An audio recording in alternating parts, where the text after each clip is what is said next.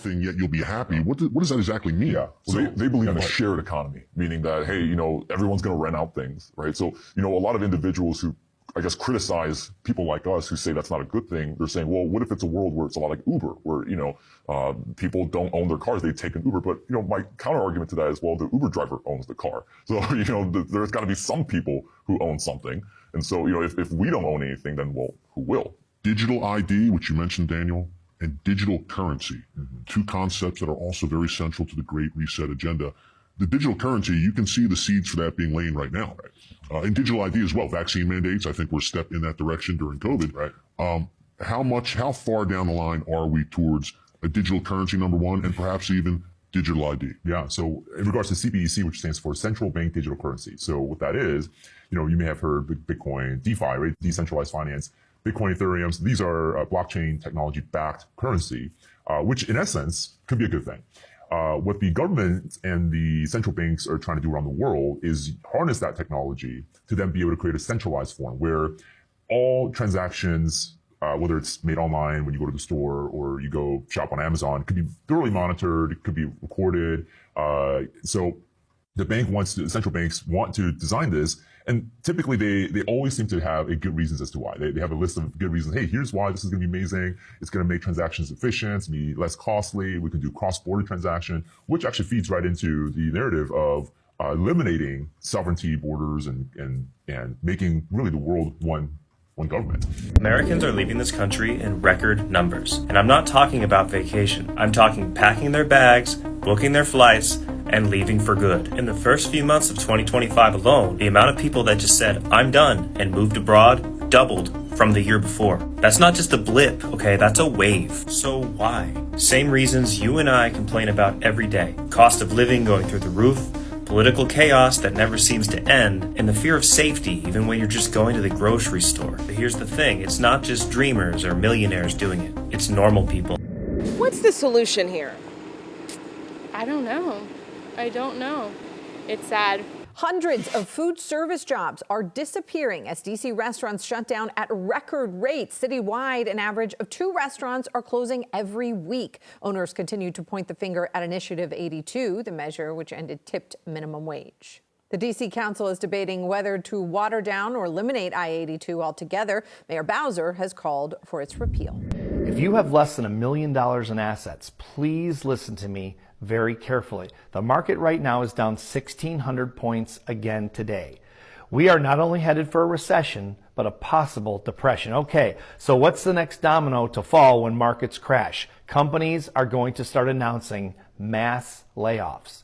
If you have a job, okay, and you don't have at least $1 million in assets to ride out this wave, please go to your boss and say, is my job secure? And if the company starts to pursue layoffs, what would I need to do to secure my job? Take on other duties, work more hours, do whatever you can, because getting another job to replace the one you lose is going to be extremely difficult in this economic environment. And it doesn't look like it's gonna get better anytime soon. It's getting worse by the hour. Please protect yourself and your family and your job before it's too late. The Disney and Hulu boycott is actually working. This is Disneyland, and as you can see, it's looking much more empty than it normally does. People have decided to stop supporting Disney and anything Disney related since the canceling of Jimmy Kimmel. People are also canceling their subscriptions to Disney Plus and Hulu after this protest started just outside Disney Studios, and it seems to be really working. Though it seems that somebody decided to shoot at the ABC studio windows, which is obviously really unacceptable for somebody to do this and makes them no better than the people that are trying to cancel Jimmy Kimmel, because they're canceling him over the remarks about Donald Trump and Charlie Kirk. But in more positive news, the effects that you guys have on canceling your subscriptions to Hulu and Disney Plus, not going to the parks, has caused a $3.5 billion market value tank since the canceling of Jimmy Kimmel. And people want to know about other networks and studios that Disney owns that they can boycott. And this is a list of studios and film companies that people are canceling their subscriptions to and boycotting. Well, so much for the Dell employees pushing back on that return to office mandate. If you recall, back in June, 50% of the workforce, Dell workforce, which is about 60,000 employees, basically told management, we're not coming back to the office, even if that means no raises, promotions, or eligibility for lateral movement. Well, apparently it didn't take Dell management too long to strike back against that, because it was reported yesterday, another massive layoff at Dell. This time up to 12,500 folks will be caught up. It was no detailed yet on who or where, but that's in addition to 13,000 people that they let go of last year. So 25,000 people here in 12 months, 18 months, something like that. I'd be super curious to see what percentage of the layoffs actually were folks that said they weren't coming back to the office. I didn't see that detail anywhere, but if I find it, I will absolutely share it. And it's just not getting any better out there. So if you're Gen X... Marvel Studios has announced that it will be leaving Fayette County in Georgia and taking its 20,000 jobs with it to Germany. This will add to the over 800,000 layoffs that have already occurred in the United States so far in 2025. Now, for anybody unfamiliar, this area of Georgia was kind of the unofficial film capital of the South, where companies traditionally had gone there for cheaper labor, less taxes, all of that in Georgia in order to have a good employer environment. But Marvel cited that the main driver was healthcare cost and how much it cost them versus what they would be paying in Germany to move the operations there. So again, not a good sign when you have this kind of mass influx of jobs either leaving America or companies downsizing this much for the already very inflated that economy that we have here in 2025. And I don't pretend to know what the answer is or have the solution to solve all of this. I just know that the trend of all the layoffs that have happened this year is very concerning for a person that is an expert in the field of employee turnover and of job creation. So when you look at it like this, it's not a good sign, and I really hope that we can turn things around here and that these layoffs stop in America. There was just announcements last week from both Nike and Coca-Cola that they're having layoffs as well at Nike for their corporate office, and Coca-Cola is closing a very large plant, and there's a lot of jobs that are gonna get lost there too and be laid off. So here's hoping that we can turn things around as a country. But what do you guys think about this? Is this a good move for Marvel, or will they regret it in the future? Subaru has announced that it is leaving production facilities in the United States, closing them all up, laying off the employees, and moving to Japan. And when they were citing the reason that they were doing this, they said they were pulling out of the United States due to high production cost and moving to a more affordable option. It was actually cheaper for them to go make the cars in Japan and then ship them back to us and to Canada.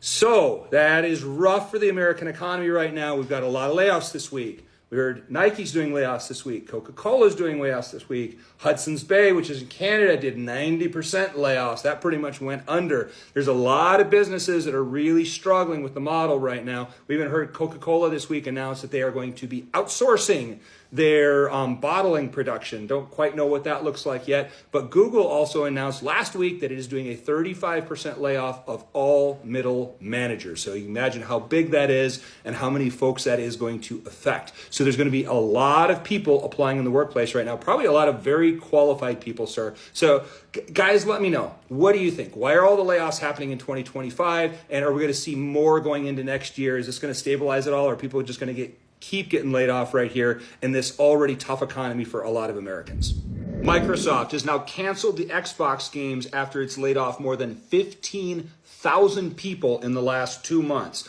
Now, in May, they laid off 6,000 people. And just yesterday here at the start of July, they laid off another 9,000. Now, what did these people get for some of them 10, 15 plus years of service in this? They got a 60-day paid severance. So 2 months in a job market that it traditionally takes 4 to 5 months to get a new job in after working at this employer for 10 to 15 years.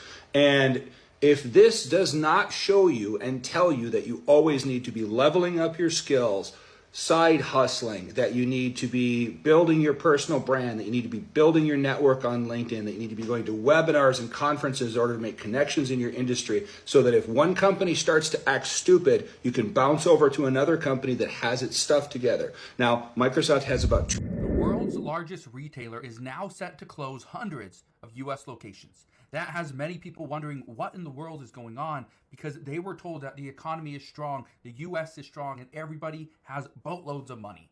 Well, it may not be the truth. Today, I want to break down which retailer is closing hundreds of U.S. locations and what this means for you moving forward. So I'll break all this down in just a moment, but all I ask is one thing. It takes 2 seconds. Go ahead, hit that like button if you enjoy these daily updates. And now, let's begin. So first off, which is the largest retailer in the world? Well, many people say it's Walmart. Walmart has so many different locations. Well, Walmart has a little bit over 10,500 locations worldwide. They are closing some stores, but that's not the largest retailer. Oh, is it somebody like McDonald's? McDonald's is the largest fast food restaurant with over 37,000 locations worldwide. They too are restructuring and closing some locations, but they aren't the largest. Is it Starbucks? No. Is it somebody like Subway? Well, folks, here's the truth. Donald Trump's policies didn't just close our borders. They wrecked our economy. Tourism to the United States is down 61%. That means empty hotels, shuttered restaurants, and millions of jobs lost in cities like Las Vegas, New York, Miami, and right here at home. Why? Because Trump made America unwelcoming. His trade wars, his anti-immigration rhetoric, his fear-based policies drove tourists and businesses away. While Europe and Asia recovered, we fell behind. I'm running for Congress to change that, to open our doors, rebuild our reputation, and bring jobs back to the communities that depend on tourism. We're going to replace fear with opportunity and isolation with leadership. America should be a place the world wants to visit, not avoid. And under Democratic leadership, it will be again. Let's bring the world and their dollars back to America. Let's get to work. My name is Doug Hune, and I'm a Democrat congressional candidate in California's 3rd District. Please share this video, follow me, and donate to my congressional campaign. Link is down below and also in my profile. Thank you so much for your support. Stunning images of near-empty passenger planes are popping up on social media. These international flights have many tourists flying to the USA practically alone. This flight from Toronto to New York is also practically empty. And a flight from Toronto to Fort Myers, row after row of empty seats. America's tourist problem isn't coming, it's here. And the world is responding with its wallets. For decades, the United States didn't just attract visitors, it attracted dreams. That magnetic pull, the one that filled planes from Tokyo to London, from Sydney to Sao Paulo, is failing. Not slowly, not quietly, but in real time, with consequences nobody in Washington seems to grasp yet. Here's what makes this crisis unprecedented. The United States is now the only major economy among 184 countries forecast to experience declining international visitor spending in 2025. Let that sink in. Every other major destination is growing. America is shrinking. The numbers paint a catastrophic picture. After recovering to 72.4 million international visitors in 2024, almost back to pre-pandemic levels, everything reversed. March 2025 saw arrivals plummet 14% year over year. Western Europe, our biggest spender market, dropped 17.2%. Germany alone fell 28%. The projection? A $12.5 billion loss in visitor spending this year. That's not a recession, that's a collapse. But it gets worse. For the first time in years, the US is facing a massive $50 billion travel trade deficit. That means not only is the world not coming here, but Americans are taking their money and spending it overseas at a record pace. But statistics only tell half the story. The human cost reveals the real crisis. Take Jessica Broscha, a 29-year-old German tattoo artist with valid tourist authorization and a return ticket.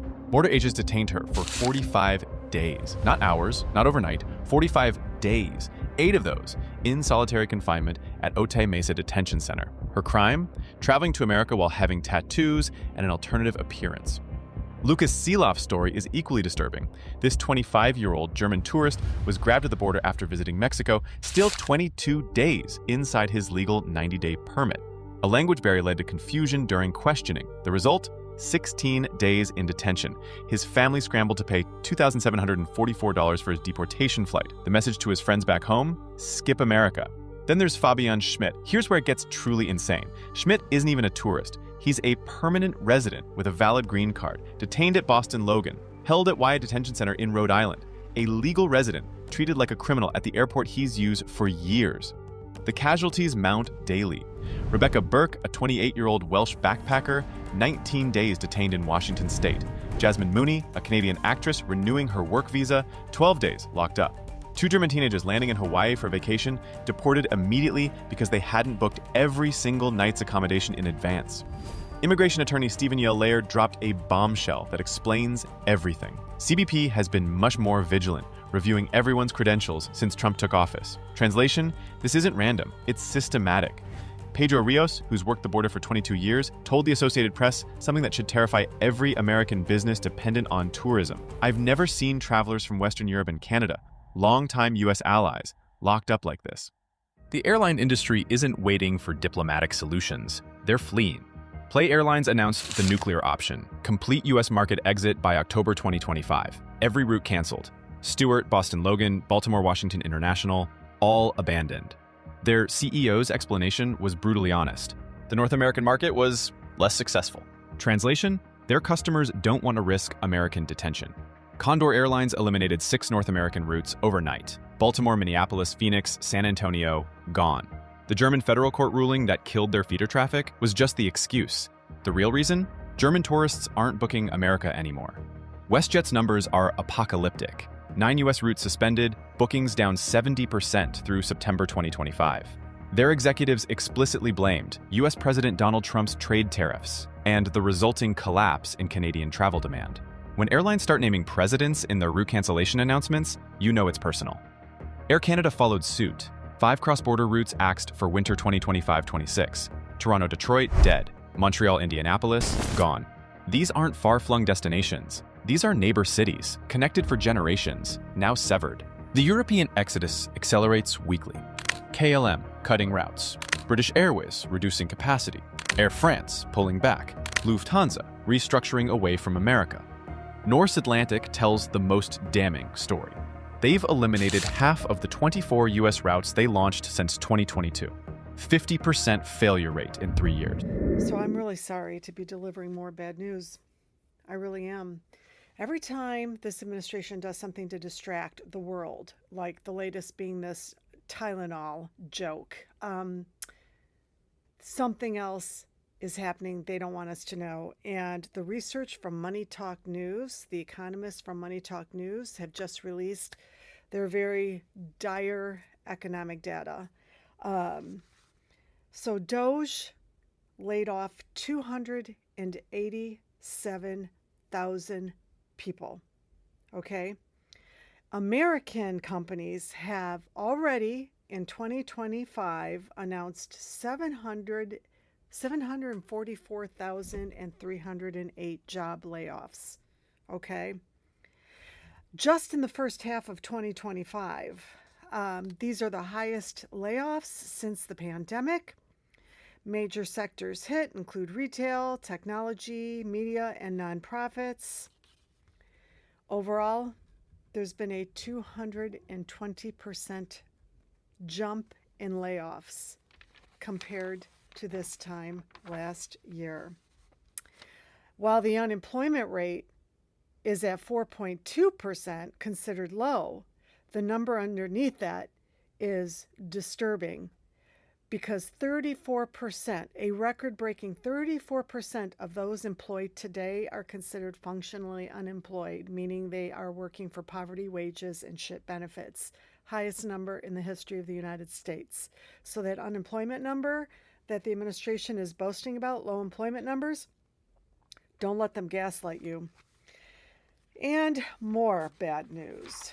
They are expecting 480,000 more Americans to lose their jobs by the end of this year. And folks, there's only like 3.5 more months left.